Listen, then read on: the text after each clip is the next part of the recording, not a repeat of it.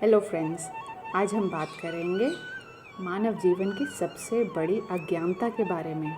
वो क्या है? प्रभु के दिए हुए आशीर्वाद को नकारना।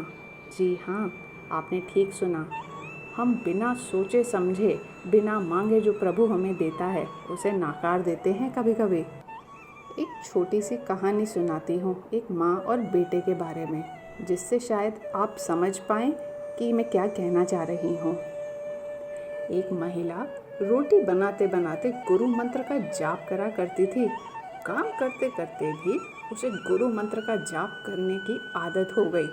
एक दिन एकाएक धड़ाम से जोरों की आवाज़ हुई और साथ में दर्दनाक चीख भी आई।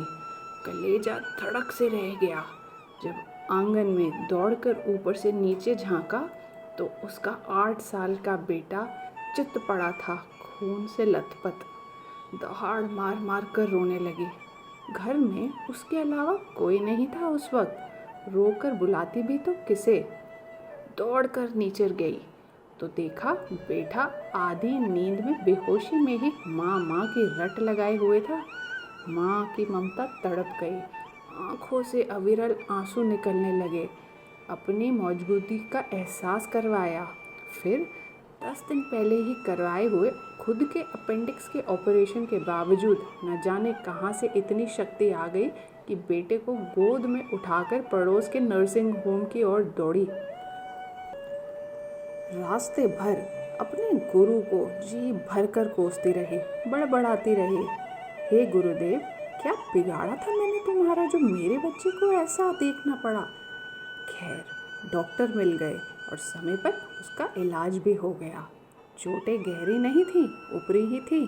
खास परेशानी की वजह भी नहीं निकली। रात को घर पर जब सब टीवी देख रहे थे तब उस औरत का मन बेचैन हो उठा। गुरु से विरक्ति होने लगी। एक माँ की ममता गुरु सत्ता को चुनौती दे रही थी। उसके दिमाग में दिन की सारी घटना एक चलचित्र की तरह चलने लगी। कैसे बेटा आंगन में गिरा और फिर एकाएक उसकी आत्मा सहर उठी। कल ही तो पुराने हैंडपंप का पाइप का टुकड़ा आंगन से हटवाया था, ठीक उसी जगह जहां बेटा गिरा था। अगर कल मिस्त्री ना आया होता तो क्या होता? उसका दिमाग दौड़ने लगा। उसका हाथ अब अपने पेट की तरफ गया जहां ताज़े ताज़े उसके ऑपरेशन के टाँके थे।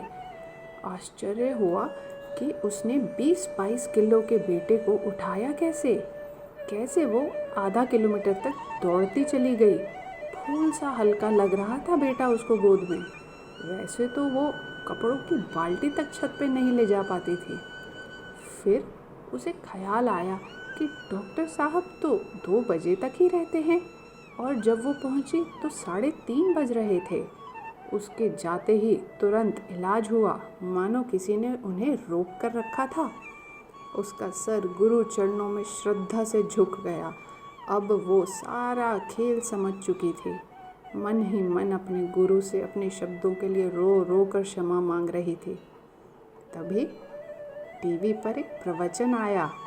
मैं तुम्हारे आने वाले संकट को रोक नहीं सकता क्योंकि वो तुम्हारा ही तो कर्म है, लेकिन तुम्हें इतनी शक्ति दे सकता हूँ कि तुम आसानी से उन्हें पार कर सको। तुम्हारी राह आसान कर सकता हूँ। बस धर्म के मार्ग पर चलते रहो। श्रद्धा किसी न किसी रूप में अवश्य ही शक्ति प्रदान करती है।